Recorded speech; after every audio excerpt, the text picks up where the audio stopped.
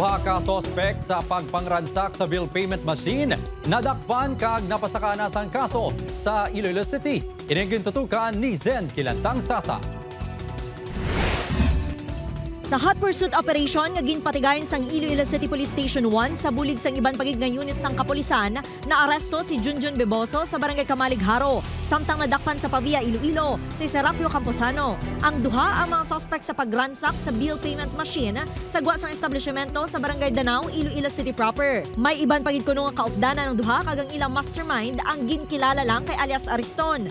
Kung i-base nato no, sa ilang mga conversation, daw ang nagplano ini si Ariston, naka-Ariston, siya gini ang ila utok kagama siya ni kabalugid siya bila magplano, so tandain sa computer. Matandaan nga natukiban na lang kahapon sang aga nga guba na ang kandado sang bill payment machine.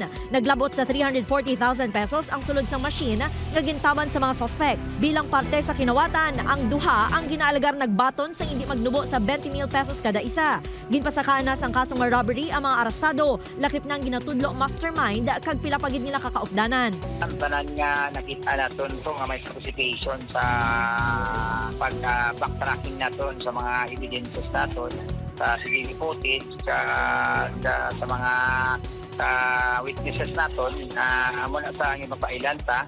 Upod kay Cirilo Randuque, Zen Kilantang Sasa, One Western Visayas.